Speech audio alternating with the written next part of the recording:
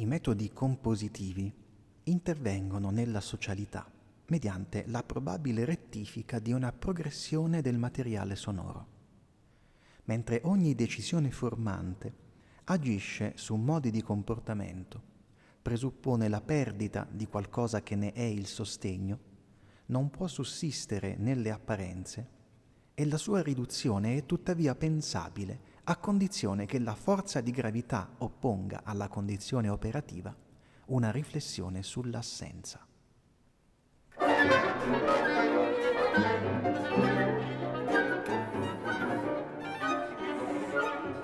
Commento. L'ampiezza della proposizione coordinata è giustificabile solo se ci si voglia render conto che essa non intende particolarmente sottolineare il suo carattere avversativo nei confronti della proposizione principale che le è complementare, ma soltanto chiarire un rapporto nel quale la prima rappresenta una polarità interna e la seconda una polarità esterna al musicista operante. La composizione musicale è un oggetto che condivide la sorte delle cose che si manifestano nel mondo e partecipa alla molteplicità dei rapporti che in esso si instaurano. La modificazione che la materia sonora subisce dalle tecniche che la conformano può essere individuata storicamente in una progressione che, secondo la terminologia corrente della musica tonale, può essere ascendente o discendente, oppure, analogamente e secondo una dimensione cronologica, evolutiva o involutiva.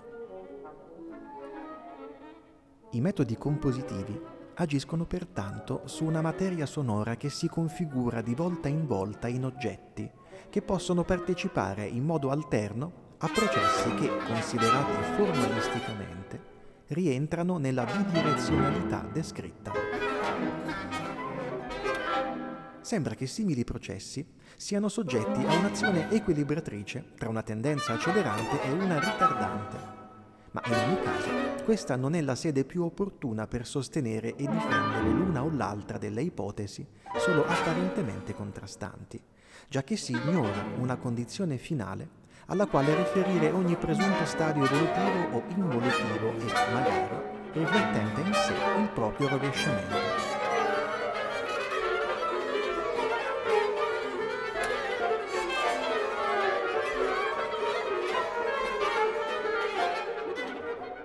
Se si considera l'opera musicale dal punto di vista interno dell'attività operativa, si dovrà ammettere che quel complesso di scelte e di decisioni alle quali il musicista non può in ogni modo sottrarsi, modifica anzitutto dei comportamenti individuali, prima ancora di modificare conseguentemente e corrispondentemente l'oggetto delle operazioni frequenti.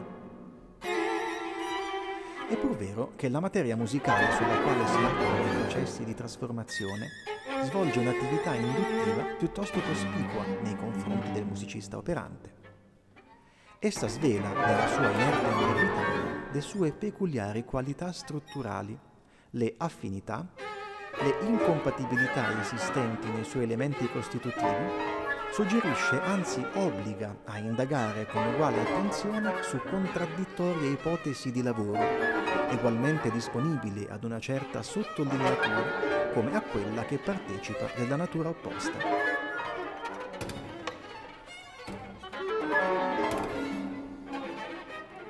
Tuttavia, non si può sottovalutare l'essenziale frigidità che emana da una materia soggiacente a ogni libertinaggio, né la conseguente autonomia nella quale prendono forma le modalità operative.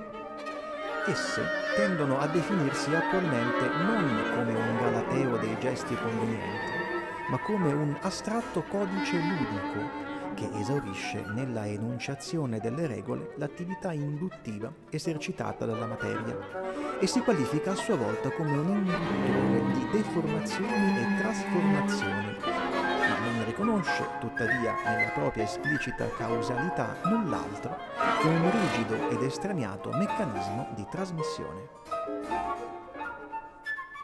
Ciò che in ogni decisione appare definitivamente escluso è, nella sua accezione più vasta, il giudizio di valore espresso nei confronti della trasformazione attuabile. Non si tratta, si badi bene, di una esclusione volontaria, ma di qualcosa che è inerente al carattere restrittivo della sperimentazione e che nella necessaria sottrazione del giudizio indica l'equivalente arbitrarietà di tutte le decisioni indotte dalla materia.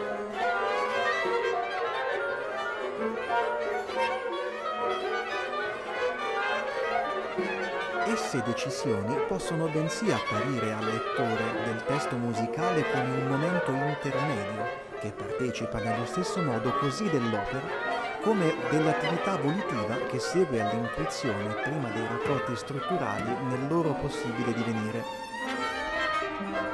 Ma tale immagine simmetrica offerta alla soddisfazione intellettuale del lettore si rivela illusoria nella sua superficiale estemporaneità, quanto quella che pretendesse di individuare nel rapporto di trasmissione il potenziale proiettivo dell'immagine e nel localizzarsi la sintesi nell'immagine dell'oggetto proiettato.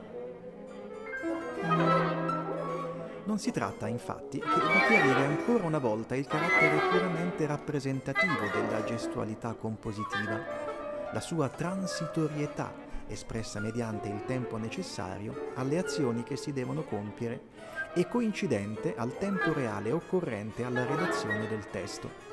La essenziale separazione tra la materia musicale iniziale, le operazioni sulla materia e la materia operata.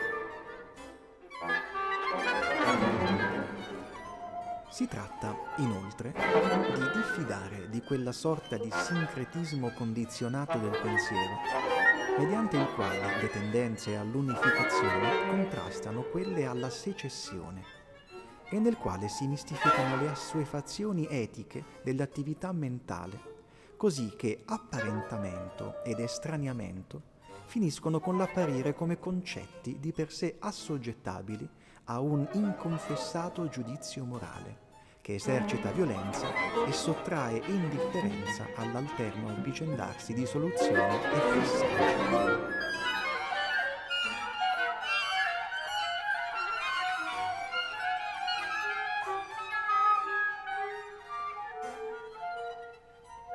L'ultima proposizione del periodo esige qualche chiarimento a proposito della riduzione di ogni decisione formante. La locuzione è ingannevole, perché il soggetto si sottrae a univoca accezione. Si tratta però di una bivalenza esterna alla locuzione stessa, botola offerta al lettore, ma botola non più provvida di quelle, assai meglio dissimulate alla superficie, che adescano l'ascoltatore che cede la coscienza ai pretesi diritti dell'udito.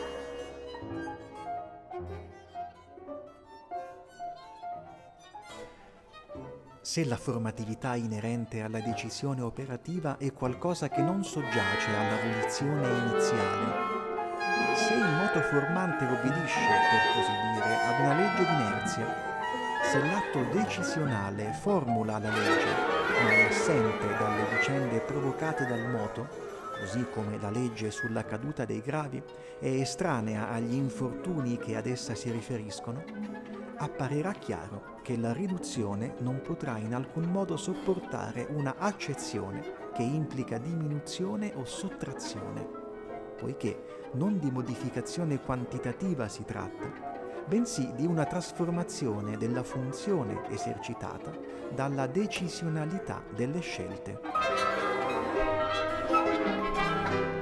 Si tratta pur sempre di una trasformazione che si attua soltanto se l'attività trasmutante si fissa nella passività immutabile della materia. La mutazione della condizione operativa è indifferente alle modificazioni della cosa agita e in essa non è leggibile. Tuttavia, se l'irrinunciabile complementarità dei due termini iniziali, materia e attività, non giunge oltre la necessità di proseguire il confronto, è proprio nell'alterità antagonistica di essa condizione, resasi cosciente a se stessa, che si delinea la dualità ultima e la fondamentale essenza di una funzione mediatrice illusoria che proietti nell'opera la superstizione della sua unicità.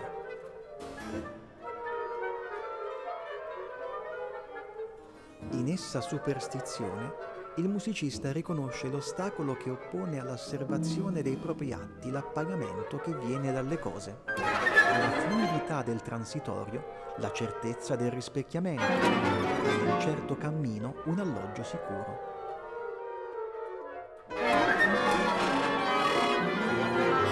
Ed è proprio la rimozione di quell'ostacolo che libera l'esercizio dalla speranza e l'arbitrio dal giudizio. Restituisce alle azioni della mente l'inutilità di una movenza trascorsa.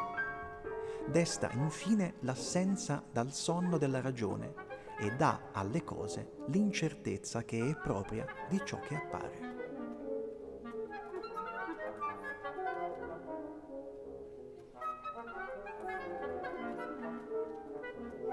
Il carattere della proposizione rappresenta una polarità che partecipa a processi che si attuano nei confronti della natura, ma esaurisce nella trasmissione il giudizio di qualcosa che indica le decisioni del testo alla intuizione del lettore.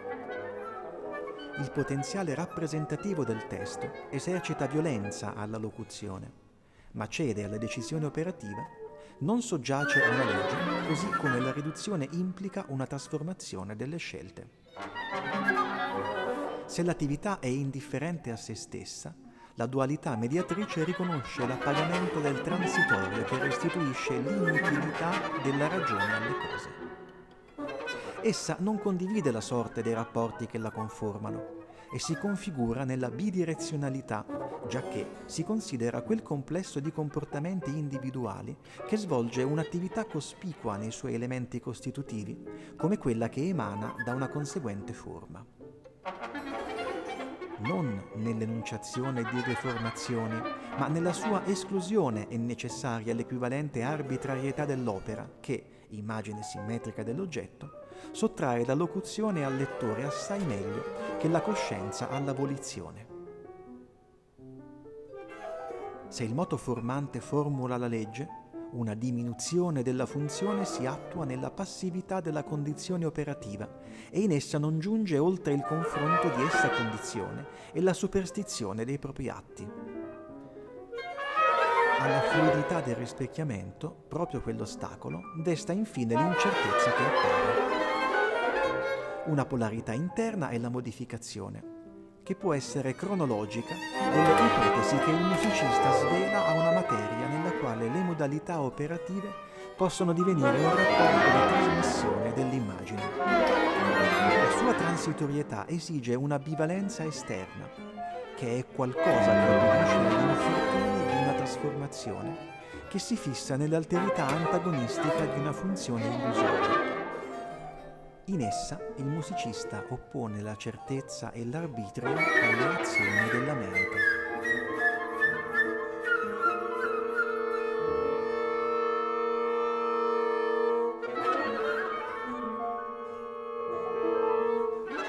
Solo se ci si voglia render conto, soltanto chiarire un rapporto, sottolineare, oggetti che possono partecipare in modo alterno, sostenere e difendere l'una o l'altra.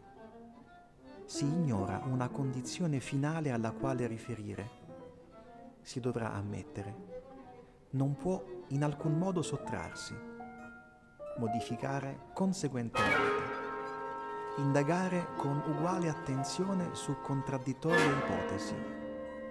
Non si può sottovalutare l'essenziale. Definirsi attualmente. Ciò che in ogni decisione appare definitivamente escluso, individuale. Chiarire ancora una volta. Azioni che si devono compiere. Diffidare. Apparire come concetti di per sé assoggettabili. All'alterno avvicendarsi. Sopportare. Divenire un rapporto di trasmissione. Franco Donatoni.